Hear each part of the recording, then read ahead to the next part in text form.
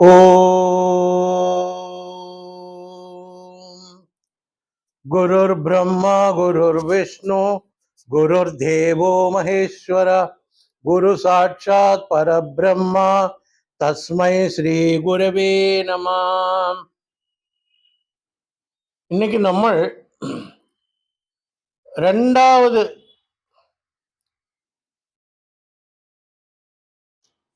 Episode, ஸ்ரீவித்யாவோட ரெண்டாவது எபிசோடை பத்தி பார்க்குறோம்.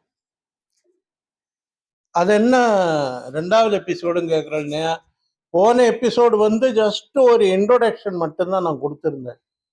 அதுவும் மனசு ரொம்ப சங்கடப்பட்டு ஒருத்தர் பண்ற போஸ்டிங் எல்லாம் பார்த்து நிஜம் தெரியாம என்னெல்லாமோ உளர்ற அப்படின்னுட்டு அதை ரெக்டிஃபை பண்றதுக்கும் அதை சரி பண்றதுக்கும் நான் போஸ்டிங் போடுறேன். நான் போடுற போஸ்டிங் எல்லாமே என்னோட குருநாதரால எனக்கு சொல்லித்தரப்பட்டது. அப்போ அந்த விதிமுறைகள் என்னெல்லாம், எப்படியெல்லாம், இதெல்லாம் குருமுகமாக தெரிஞ்சுன்னதுக்கு அப்புறம் தான் இந்த போஸ்டிங் எல்லாம் நான் போடுறேன்.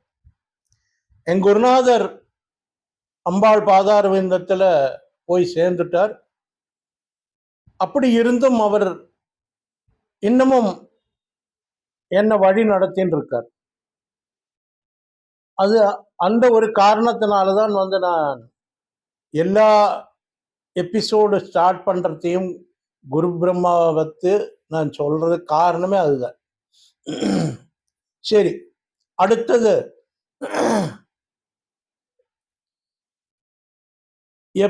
ஆரெல்லாம் இந்த ஸ்ரீவித்யாவை பரப்பினான்.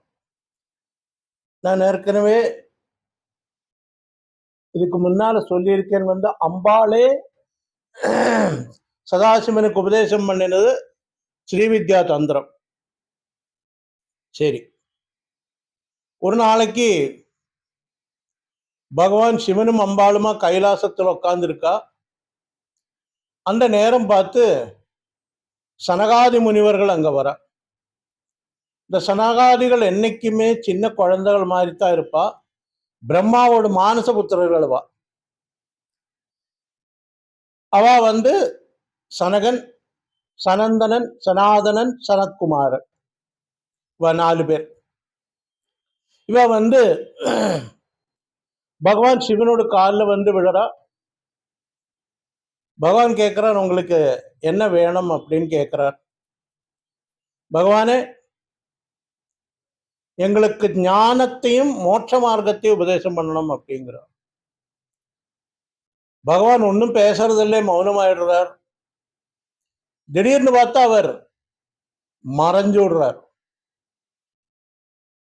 அப்ப சனகாதிகளுக்கு பயமாயிடுறது. நம்ம தப்பா ஏதாவது பகவான் கிட்ட கேட்டுட்டோமோ, அவர் எதனால மறைஞ்சார், நம்ம தப்பா ஒன்றும் கேட்கலையே, ஞானத்தை உபதேசம் பண்ணத்தானே நம்ம கேட்டோம், மோட்ச மார்க்கத்தை உபதேசம் பண்ணத்தானே நம்ம கேட்டோம், பகவான் கோவப்பட்டு மறைஞ்சாரா, இல்லை நம்ம மேல இருந்த அப்ரீதியினால மறைஞ்சாரா, இதுக்கெல்லாம் இவாளுக்கு ஒரு கன்ஃபியூஷன் ஆயிடுது.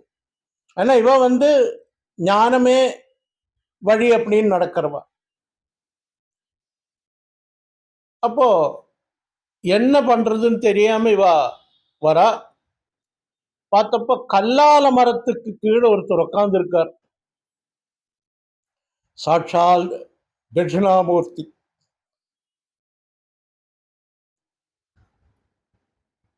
குருவுக்கெல்லாம்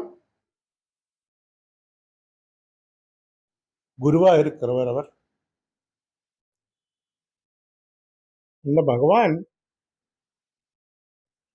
தன்னோட காலு கீழே அபஸ்மாரத்தை மிதிச்சுண்டு இடது காலை வலது காலுக்கு மேல தூக்கி வச்சுண்டு சின்முத்திரையோட கல்லால மரத்துக்கு கீழே உட்கார்றார். அவர் உபதேசம் பண்ணினது தட்சிணாமூர்த்தி மதம்ங்கிற பேர்ல இன்னைக்கும் தெரிய வருது ஸ்ரீவித்யா சம்பிரதாயம். ஸ்ரீவித்யா சம்பிரதாயத்துல நிறைய மந்திரங்களுக்கு தட்சிணாமூர்த்தி குருவா இருக்கார்.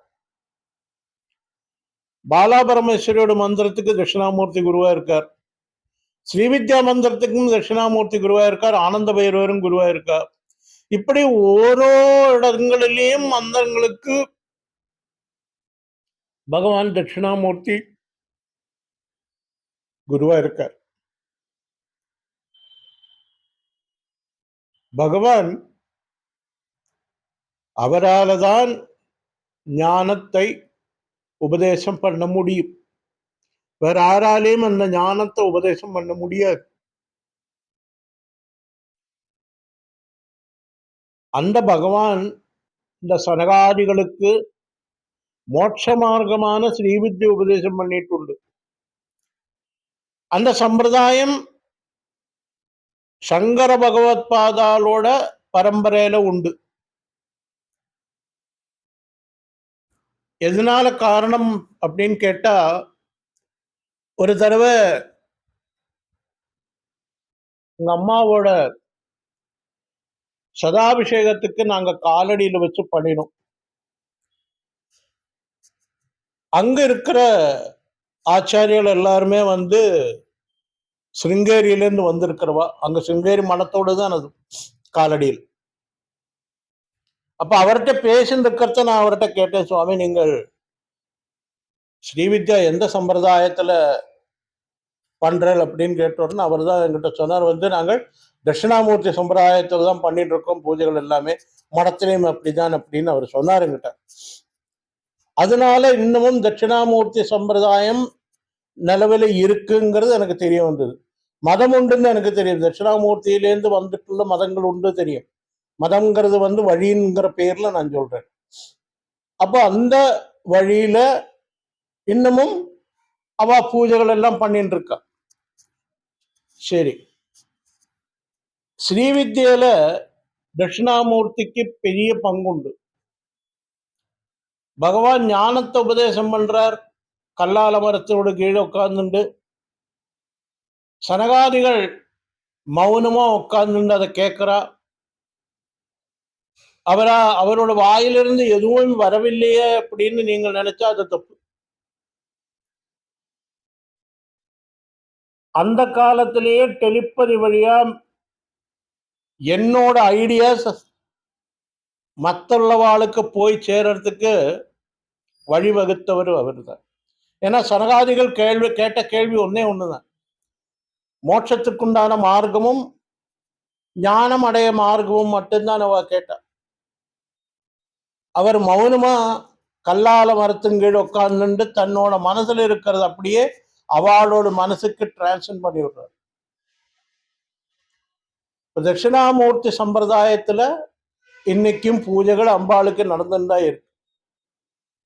இன்னும் சொல்ல போனா லலிதா சகஸ்ரநாமத்துல ஒரு நாமாவளி கூட வரும், தட்சிணாமூர்த்தி ரூபடி அப்படிங்கிற பேர் வருது. அப்போ அந்த விதியானமும் அம்பாளே தான் உபதேசம் பண்ணியிருக்காங்கிற அதுக்கு நம்ம போக வேண்டி இருக்கு. ஏன்னா தட்சிணாமூர்த்தி சுரூபத்தில் இருக்கிறதும் அம்பாள் லலிதா சகஸ்ரநாமம் சொல்றது. சனகாதி சமாராத்தியங்கிற அம்பாளை. அப்ப சனகாதிகளும் அம்பாளை அவாளோட மனசுப்படி ஸ்ரீவித்யா மந்திரத்தை அவளே உருவாக்கி அம்பாளை பூஜை பண்ணிட்டு உண்டு. எதுக்கு நான் இதெல்லாம் சொல்றேன்னா, உபாசகால் 12 பேர். லலிதா சகஸ்ரநாமத்துல அதுல எல்லாம் சூட்சமா இருக்கும். மனு வித்யா, சந்திர வித்யா, சந்திர மண்டல மத்திய. அப்போ மனு சந்திரன். ராஜராஜார்த்தித அப்படின்னு ஒரு நாமாவளி, குபேரன். நந்தி வித்யா நடேஸ்வரி என்னொரு பேரு, நந்தி. அகஸ்தியர், லோபாமுத்ரை, மன்மதன்,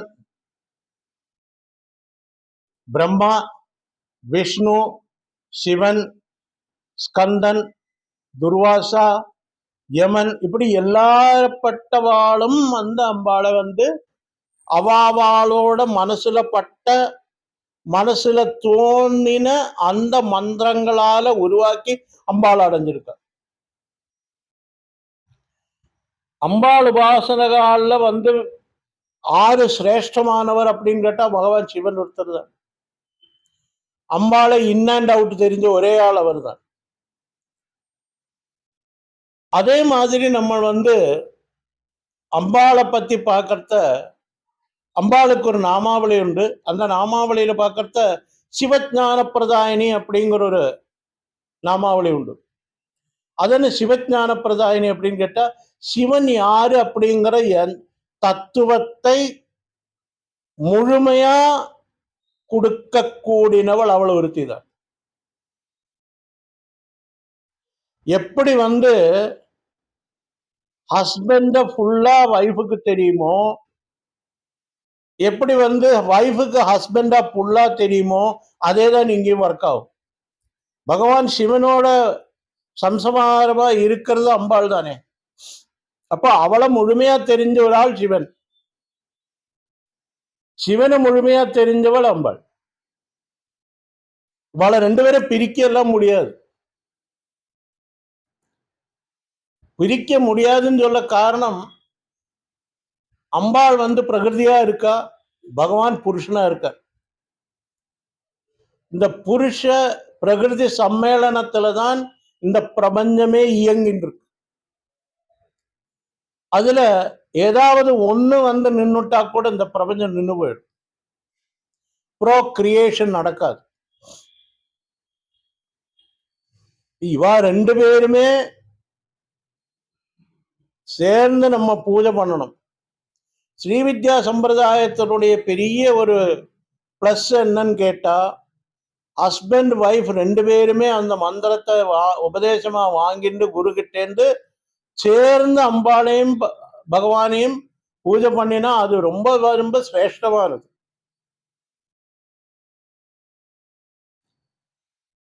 லலிதா சகஸ்ரநாமத்துல ஒரு நாமா வருது, சுவாசினி அர்ச்சனை பிரியதா அப்படிங்கிறது. சுவாசினிகளை பூஜை பண்றதுனால அம்பாளுக்கு வந்து ரொம்ப பிரீதி அடையறா அப்படிங்கிற ஒரு அர்த்தம். இன்னொரு சைட்ல பார்த்தா சுவாசினிகளால பூஜை செய்யப்பட்ட அது அவளுக்கு இஷ்டம். அப்ப சுவாசினிகள் அம்பாளை பூஜை பண்றதும், சுவாசினிகளை அந்த ஆவரண பூஜை பண்றப்போ சுவாசினி பூஜை பண்ணினாலும் அம்பாள் திருப்தி ஆவள். ஏன்னா சுவாசினியா இருக்கக்கூடிய எந்த ஒரு ஸ்ரீயுமே அம்பாள் ஸ்வரூபந்தான். அந்த காரணத்தினாலதான் நாம் சுவாசினி பூஜை பண்றது. சுவாசினி பூஜைக்கு என்ன மெயினா வேணும் அப்படின்னு கேட்டா, ஸ்ரீவித்யா உபதேசம் தான் ரொம்ப ரொம்ப சிரேஷ்டம். நவாவரண பூஜை பண்ணினா சுவாசினி பூஜை பண்ணணும், கன்னியா பூஜை பண்ணணும், வடுக பூஜை பண்ணணும். இது இல்லாம நவாவரண பூஜை பூர்ணமாகாது. என் குருநாதர் சொல்லுவார், அது இல்லாதவாளுக்கு கொடுக்கும் போது அதுக்கு சிரேஷ்டது ஜாஸ்தி.